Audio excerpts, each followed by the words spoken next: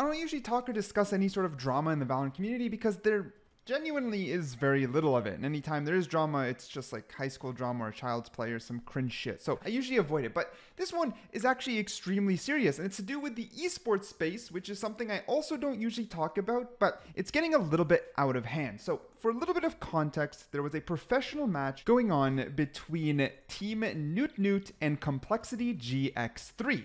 However, the Riot anti-cheat confirmed competitive integrity was compromised by Newt Newt per game changers rules and regulations. Then obviously they launched a full investigation since someone was cheating. However, this is where the drama and kind of heart-wrenching moment comes in. Up until that point, Riot did not detect Newt Newt using these cheats, meaning anyone they knocked out or eliminated from the tournament is completely gone. Sure, they can re-look at the game that just passed versus Complexity, but what about everything up until that point? And one of those teams is DSG. This is what Dittoz himself had to say. Spend over $300,000 on developing a Valorant roster. 6 months of practice and commitment from players and coaches. Flying out to multiple boot camps. Lose to a team that just got disqualified for cheating.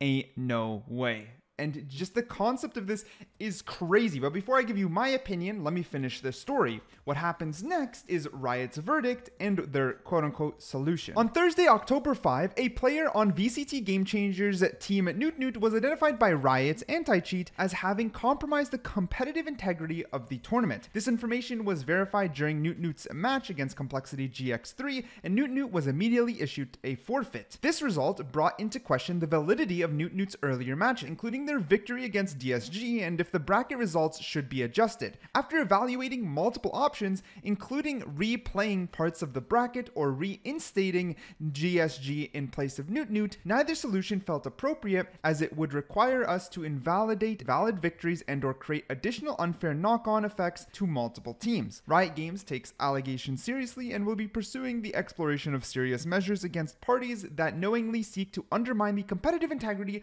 of our tournament and game. And then we have the final comment from Dittoz. Unfortunate outcome, but ultimately the only realistic option. Someone's gotta be left holding the short end of the stick, and it just so happens to be us this time, alongside all the other teams that the cheaters eliminated. I hope Riot can thoroughly investigate all the lapses in security that allowed these events to happen. All the hours and financial investments that was poured into a scene that Riot wants to elevate have been made invalidated. Just really sucks. Feels like I got punished for trying to invest into an underrepresented scene, and the party that I trusted the most to protect us let us down. Now, part of Riot's conclusion is accurate. They can't just replace, let's say, Newt Newt with Dittoz because it does have a knock-on effect that does invalidate other things, meaning they're just carrying the invalidation forward. There's kind of no proper solution, but I only see two real options if Riot wants to hold themselves accountable. One would be to scrap and restart from the get-go, because if they're talking about a knock-on effect or a butterfly effect,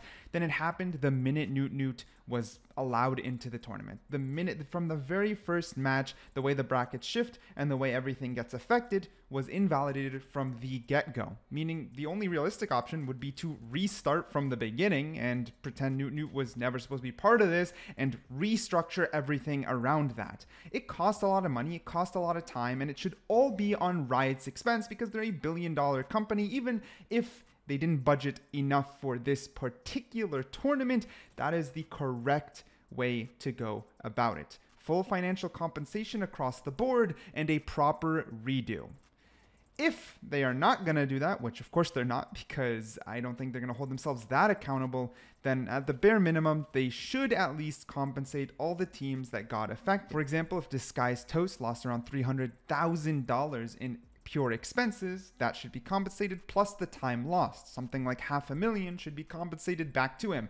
Is it a big loss to Riot? Yes, but it's also their fault for not having the security measures and letting the cheaters slip by. These are big numbers we're talking about. Sure, they are small relative to other industries and other competitive things, but if you want any amount of respect in the space, then when things falter, Riot needs to step up.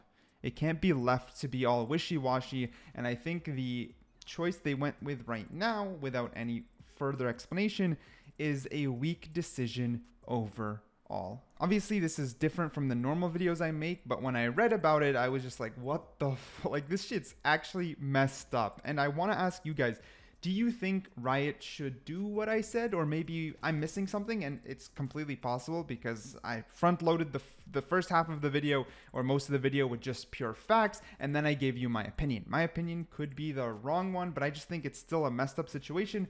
I want you to let me know what you think Riot should do in the comments down below.